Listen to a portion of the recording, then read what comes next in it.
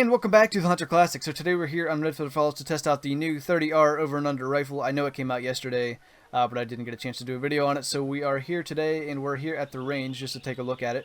But it is a quite nice looking gun. Let's look at the loading animation. Pretty clean. We'll just take a few shots to see what the fire rate is. It's obviously only going to be 2 shots. I'm just going to spam my left mouse button. That is pretty quick. There's a pretty good recoil there, though. Let's look at that. Not horrible, but it definitely does have a big recoil. And, okay, yeah, I was hoping it would do that. It's got, like, I believe one of the newer shotguns has, it might be the 16 gauge, where if you only shoot once, you only reload one bullet. But looking at the gun in first person is quite nice. You can see the gold trigger on it. Very sleek design. I do like it. And it's legal for pretty much everything from gray wolf being the smallest to moose being the biggest. So we'll see if we can run into an elk or two to test it on, and then we'll go down south for moose as well. We've got a pretty small bull elk coming in, but let's see what this rifle can do. I imagine it should drop, but we'll find out. And as expected, he goes down. Look at that nice reloading animation again with just the one bullet. I do like that. So let's see what kind of penetration we had. Probably every organ we could have hit we did because of the angle. All the way from lung to stomach. Well, I think that about does it for our elk test. So we've got a pretty small whitetail buck out here, but this is a good chance to test out two things. Number one is what kind of performance we have at range, and number two is to see the head-on penetration. So let's see if we can hit this guy square in the chest.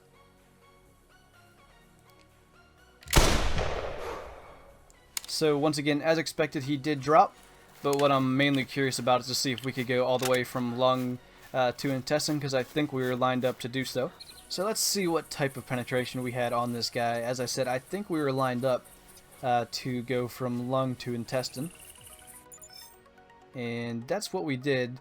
I'm guessing the fact that we didn't hit the other organs was just simply the line that we had. Still no moose to test out on, but another buck around 150 meters. So let's just see if we can do a similar test. He's walking, but we can still take the shot.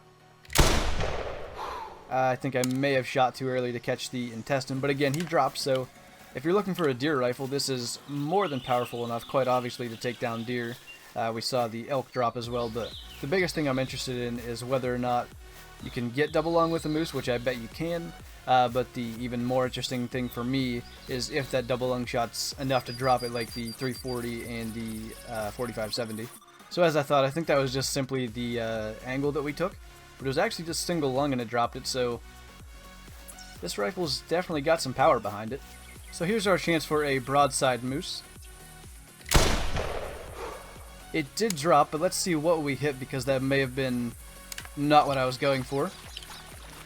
But if that was only double lung, I'm very impressed with this rifle if it was able to drop a moose just with that. And the fact that it's legal for deer as well, and maybe that's why it's like it is, because it's the double barrel. Maybe that makes sense for game balance reasons, because the other rifles that can do this obviously aren't legal for deer. But let's see what we got. That was double lung. So this is definitely the most powerful rifle legal for deer, in my opinion. I want to test it one more time on a moose straight on. I'm going to try to shoot above the heart and see if we can penetrate from lung to intestine. We've got a small bull moose here. Let's see what type of penetration we get. I'm going to have to go a bit on the side. Another drop shot. Let's see if that was double lung. I don't see how it could have been. But if nothing else, we've completed the trifecta of tiny males of the 3 species you've seen so far, that being the moose, Roosevelt elk, and whitetail. Let's see what we had here, because it wasn't perfectly straight on. Right lung, liver, and stomach. So not all the way to intestine, but it was still enough to actually take him down. That's very impressive. I've actually been quite surprised with this rifle. I expected the elk and the whitetail to drop, but I really didn't think the moose would drop, especially that one where I wasn't going for double lung. So I really don't think I have to do any amount of talking about this rifle to let you know how powerful it is. All you have to do is see the couple of shots on the moose and them dropping, and that's probably more than enough to convince you. But if you don't own the 340 or 4570 already, I would recommend getting this rifle, especially if you're not going to be doing much bison hunting. This rifle is not legal for bison, so unfortunately that's the one setback of it compared to the other two. But if you're not going to be doing much bison hunting, this is definitely the way to go. You have more legal species all the way down to gray wolf, and obviously it's pretty much just as powerful on moose as we saw. So yeah, definitely a really nice rifle. As I said, if you don't have one of the big powerful rifles already, I would recommend this one.